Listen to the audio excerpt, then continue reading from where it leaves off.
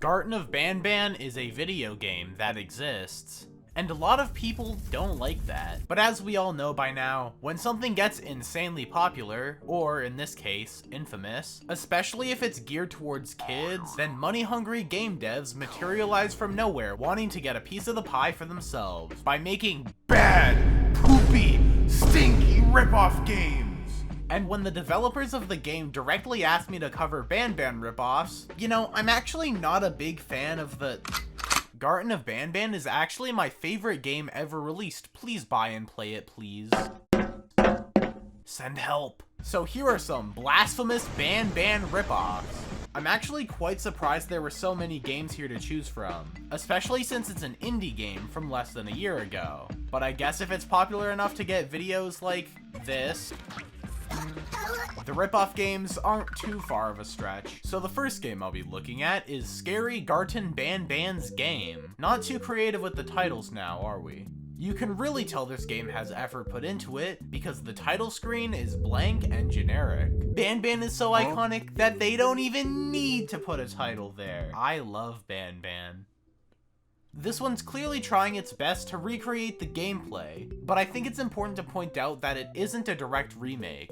The map is a lot more simplified, with a grand total of 5 rooms being in the entire game. It starts in a room with tables and presents, and we immediately have access to the drone, using it to hit a button and open the door. The FOV seems to be really low, but that's probably just because I'm used to maxing mine out in every video game I've ever played. The drone here is really finicky, going to wherever you press it, except for when it doesn't. It also gets stuck on everything, and there's no sort of reticle to aim the drone. Luckily, it isn't important because the drone is only used a grand total of 3 times. Leaving the room, we could see the bird peeking over the corner. Oh no. Once again, this is following the direction of the original game. We hit another switch, then another button, and now we're in the playground. Something really annoying here is that whoever made this game was actually too lazy to design actual collision on the items in the playground. So the player constantly gets stuck on invisible walls, so long as you go anywhere off the beaten path. But if we get past that, which is pretty easy because there's no enemy, we make our way to a more scuffed version of an area in the original game, and hit a switch. Oh no! The bird is after us! Unfortunately, it runs slower than you can walk. We run down the hallway and jump in a hole. And that's it. More in Chapter 2, releasing someday. But of course, we can't forget this Rec Room ad with Mommy Longlegs. Welcome to Mommy Longlegs' house. It was very important to the plot, trust me. But what happens if we somehow manage to die? Oh my god, that was so scary. Overall, this is somehow a worse version of the original in every way. My man Jumbo Josh doesn't even make an appearance. No! Not to mention the bad hitboxes in the playground aren't just bad for the player, but even the scary bird gets stuck on it. Next we got Garten Banban Factory. So first of all, those are Poppy Playtime arms. So the gameplay here is a simplified mobile game version of Poppy Playtime, being so toned down that the gameplay is more of a point and click style with only 2 options at a time, the left and the right hands. This is probably one of the most unfun games I've ever played. Not only are you limited to 2 options at any given time, but to pass a level, all you have to do is select the hands in the right order. And when you choose the wrong option, nothing happens. So it's really just hitting the one option that moves the game forward until it's done, which really just isn't fun. Every once in a while, a scary, evil man comes to get you, which, hooray, characters that are actually from the video game that was advertised. To deal with these guys, you need to progress the puzzle at the right timing to kill it. And if you don't... I am so scared right now. Okay, seriously, at least the last game had the decency to have a PNG image flash on the screen. Here it's just some text. I think there was a lack of pre-planning regarding what fun game design is. Oh, who am I kidding? It's bold of me to assume fun was even on the priority list. Overall, game terrible, bad, stupid, poopy. Here's Garten of Banban of Huggy, bringing these 2 classic characters together with a Zamination thumbnail as the icon. What? So this game isn't just Garten Banban of Huggy, it's also 2 other completely different games. Prison Escape, where we have to draw a line to help a prisoner escape, and Cars vs. Cops, where we play as a car trying to avoid cops with some of the loosest controls I've ever seen. I don't want to go into detail with these games since they're more like pre-programmed bonuses, but it's definitely weird to see these here. But anyways, Garten of Banban of Huggy. This seems to be a strategic merge game where we play as horrible abominations doomed to fight each other for all eternity. And if I had to guess, this game was designed by a horrible abomination. The whole crux of the gameplay relies on buying lower level Banban characters and merging them together to get more and more cursed abominations, but they're also more powerful. And the only way to make money is by completing levels. And after you do that, we get a chance to double or even quintuple our earnings by gambling.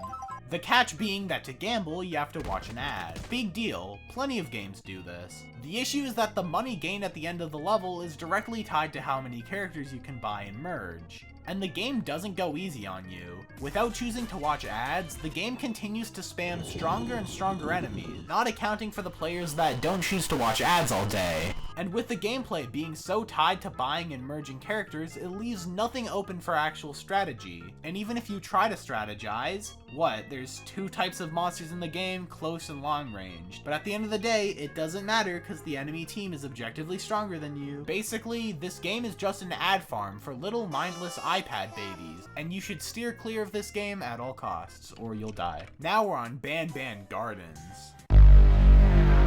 So we're stuck in the world's foggiest warehouse, and we need to collect 10 different toys. Going after you is an army of Jumbo Josh, with them seemingly spawning when you get close to an area. This means, if you're unlucky, 2 Jumbo Josh can box you in and leave you with nowhere to go. Whenever there isn't 2 of them on you at once, however, the game's actually pretty easy. The Josh army moves comedically slowly, with evading them being relatively straightforward. Something funny is that when they catch you, they just straight up throw you, and then the game over comes up. There's a run button, but it doesn't actually increase your speed, so I'm not sure why it's here. In the background, the same generic horror Kevin MacLeod song is playing, and it lasts for the entire game. And it's probably not worth mentioning at this point, but the Poppy Playtime hands are here too, doing absolutely nothing to help and being a complete waste of space on the screen. Eventually the man walked through a wall, which kinda caught me off guard, and I died. Overall, Slenderman alert! This game just uses Slenderman gameplay but with numerous clones of Jumbo Josh. How dare you! Next I'll be playing Adopt Banban Escape. So first of all, where are we? There's just some random child here. Are you telling me this is Josh's kid? Because I don't think that's true. So whoever made this game chose to take and combine Garten of Banban and Who's Your Daddy to make a game where Jumbo Josh has to race a baby to various items around the house to take them away before the baby can die. How do you come to this conclusion? Graphically, the game's pretty hard on the eyes. All the colors are murky, animations were probably just stolen from some free rig in the asset store, and it just generally looks unappealing. At least the title screen says Garten of Banban. Wait a minute, that's not the name of the game. By default, the baby is sitting idly as you can go wherever.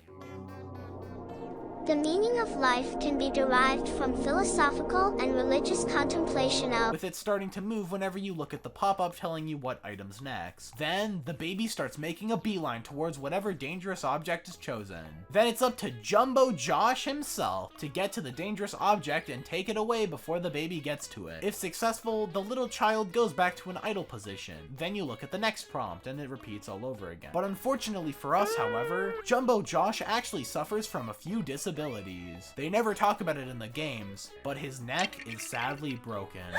Locked and forced into only looking left and right. Not only that, but Josh also suffers from bathmophobia, which is the fear of stairs. At least, I think that's what he has. Otherwise, I'm not sure why he moves so slowly here. Slower than a literal infant, by the way. Eventually, an object that spawns on the second floor shows up, and at that point, it's pretty much impossible to get there in time. Overall, this game's, not great. And Jumbo Josh needs to go to therapy for his fear of stairs. But I still have yet to discuss the #1 and most obvious, heinous Garten of Banban ripoff of all. Poppy Playtime! Yeah, I see you, Mob King, you absolute creep. Look Look at Jumbo Josh! Now look at Huggy Wuggy. Literally the same character with no differences at all whatsoever. You guys think you're so clever with your chaptered releases. Oh wait, Banban did that too, you thieves!